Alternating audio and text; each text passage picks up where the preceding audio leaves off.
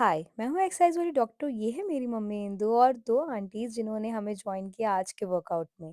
शक्ति आफ्टर 50 की शुरुआत इसी पर्पज से हुई थी कि हम ज़्यादा से ज़्यादा फीमेल्स को एक्सरसाइज की इंपॉर्टेंस समझा पाएँ। तो हमने सबसे पहले स्टार्ट किया इंच वॉर्म से। हमने आज थोड़ी एनिमल मूवमेंट्स करी जिसे एनिमल फ्लो भी कहते हैं। इंच वॉर्म्स में हम अपने हाथों के बल आगे की तरफ जाते हैं और फिर पीछे की तरफ आते हैं। इसको मम्मा और आंटीज ने 10 बारी किया। आराम आराम से करना है। इस मूवमेंट में स्पीड नहीं, प्रिसीजन की जरूरत है। सोच के पूरा, सांस रोकने की जरूरत नहीं है। Keep breathing. पूरा नीचे आएंगे, 1 सेकेंड होल्ड करेंगे, फिर वापस जाएंगे। इस एक्सरसाइज को करते वक्त तो याद रखें कि घुटने हो सके तो सीधे रखें, that is more than better. शक्ति आफ्टर 50 के बारे में थोड़ी बात करते हैं। शक्ति आफ्टर 50 सिर्फ 50 की वुमेन्स के लिए नहीं है, ये वो हर एक औरत के लिए है जो अपनी बॉडी के लिए कुछ करना चाहती हैं। देखिए, अगर आप समझें तो हमारे पास ऐसी भी फीमेल्स हैं जिन्हें घुटने में दर्द है या जिनकी नी सर्जरी हुई है या कमर में दर्द है, वो भी ये ट्रीटमेंट फॉलो कर रही हैं क्योंकि उन्हें पता है कि एक सुपरवाइज्ड फिजियोथेरेपिस्ट के साथ हो रहा है।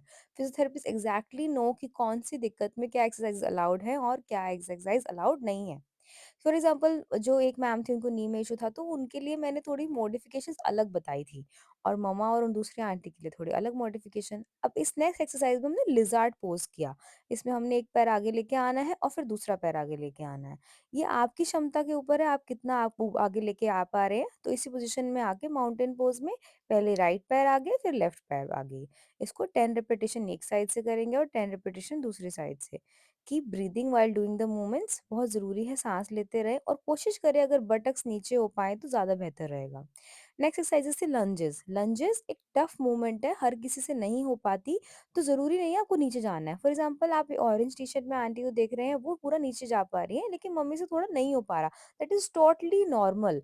आपका कंपैरिजन आपसे खुद से है। आज आप थोड़ा नीचे ले जा पाएँगे, अगले दिन और ज़्यादा नीचे ले जा पाएँगे क्योंकि इससे धीरे-धीरे आपकी स्ट्रेंथ गेन हो रही है। स्ट्रेंथ गेन होने में टाइम लगता है, समय देना ज़रूरत है। जो दूसरी आंटी हैं वो अपने नी के लिए 2-3 महीने से आ रही हैं तो उनका स्ट्रेंथ अभी गेन हो गया है, लेकिन मम्मी ने अभी शुरुआत की है। तो अगर 1-2 महीने वो भी एक्सरसाइज़ करेंगी तो उनकी फॉर्म और ज़्यादा बेटर हो जाएँगी। इस एक्सरसाइज के बाद थोड़ा-सा रेस्ट दिया और अगली एक्सरसाइज को थोड़ा एक्सप्लेन किया। इसमें हमने स्क्वाट करे, स्क्वाट पोज़ीशन में ओवरहेड प्रेस किया फिर वापस नीचे गया। यानी कि डंबल को पकड़ के हाथ ऊपर लेके जाएँगे और साथ-साथ स्क्वाट करेंगे, ठीक है? ये फॉर्म काफ़ी अच्छी हो गई है मम्मी की स्क्वाट की। शी एक्ज़ैक्टली नोज़ कि नीज़ को आगे नहीं लेके जाना और पीछे बैठने की कोशिश करनी है। अगर आप भी जानना चाहते हैं कि स्क्वाट्स कैसे करने चाहिए, तो आप मुझे कमेंट कर दीजिए, मैं आपको एग्ज़ैक्ट स्क्वाट की फॉर्म भेज दूँगी। और फिर भी अगर नहीं समझ आता तो हम एक वीडियो कॉल पे डिस्कशन कर लेंगे।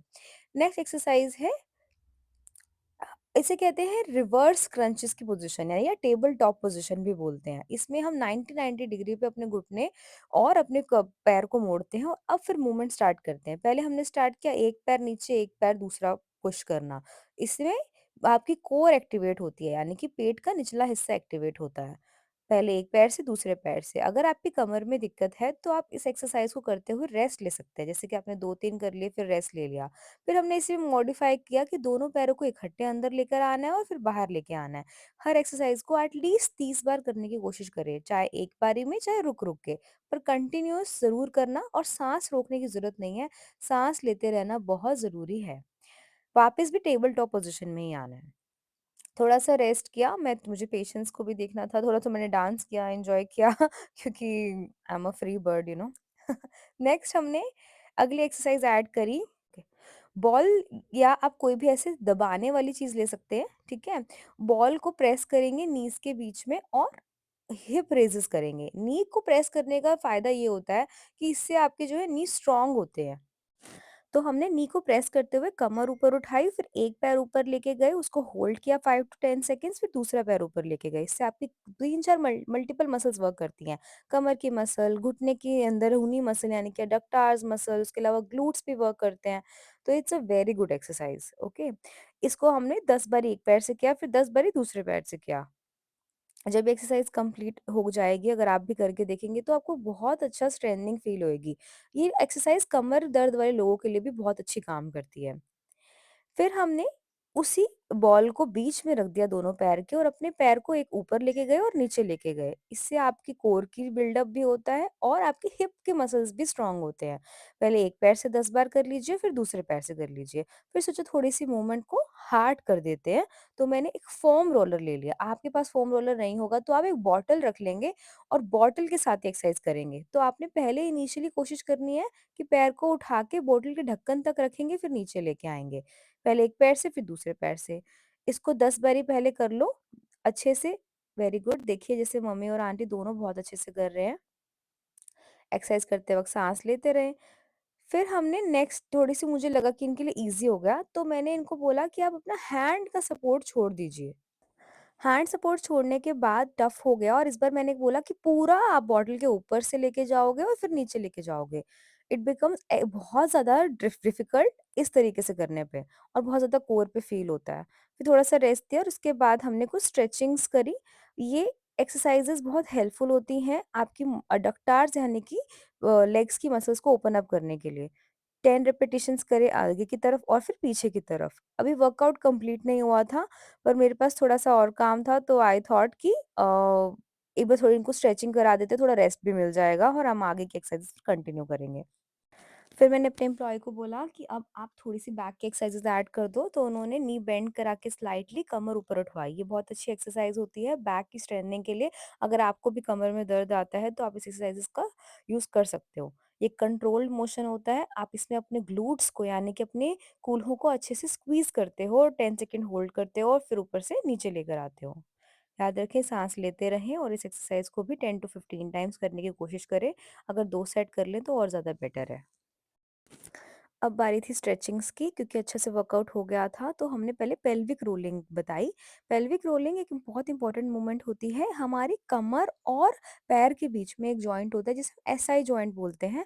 इससे हमारी रिदम मेंटेन होती है बॉडी की, तो इसको स्ट्रेच करना बहुत ज़रूरी होता है, तो इसकी एक स्ट्रेचिंग ऐड कर दी क्योंकि ये हमारी बैक मूवमेंट में बहुत बारी टाइट हो जाता है करने से, तो इसको स्ट्रेच करना लास्ट में ना भूलें। अच्छे से स्ट्रेचिंग हो जाए उसके बाद हमने नेक्स्ट मूव ऐड किया जो कि था अडक्टार्स। अडक्टार्स की स्ट्रेचिंग काफ़ी अच्छी थी सारी आंटीज़ की, तो उन्होंने बहुत अच्छे से बटरफ्लाई स्ट्रेच किया और काफ़ी ओपनिंग भी थी हिप में। तो आप भी ये ट्राई कर सकते हैं घर पे, बहुत अच्छी रिलैक्सिंग मसल्स स्ट्रेचिंग होती है लेग्स के लिए। सो ये हमारा वर्कआउट था शक्ति आफ्टर 50 का as a initiative for women. अगर आप भी एक वुमेन हैं 35 ईयर्स से ऊपर हैं, अपनी बॉडी के बारे में सोचना चाहते हैं, अब चाहते हैं कि ये टाइम है अपने बारे में सोचने का, तो प्लीज़ हमें फॉलो करें, हमारी वीडियोस को लाइक करें, हमारे को सब्सक्राइब करें, हमारी वीडियो को जितना हो सके उतना शेयर करें ताकि हम मैक्सिमम टू मैक्सिमम लेडीज़ तक पहुँचें। लास्ट में हमने एंड किया मेडिटेशन से, अच्छे से मेडिटेशन हुआ or it was a great session. So please comment. Have a great day. Bye bye.